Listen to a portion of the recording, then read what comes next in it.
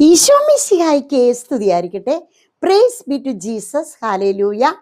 Carmel Ruha ministry കുടുംബാംഗങ്ങളെ, ദൈവവചനമെല്ലാം വിശുദ്ധ ലിഖിതമെല്ലാം ദൈവനിവേശിതമാണ്.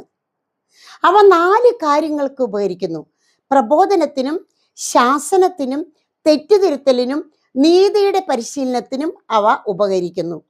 2 തിമോത്തിയോസ് 3:16.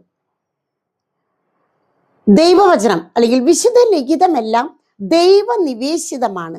അത് പ്രബോധനത്തിനും, ശാസനത്തിനും, തെറ്റുതിരുത്തലിനും, നീതിയുടെ പരിശീലനത്തിനും അത് ഉപകരിക്കുന്നു.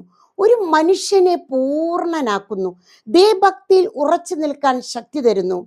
എല്ലാറ്റിലും ഉപരി നന്മ ചെയ്യുവാനുള്ള പ്രചോദനം നൽകുന്നു.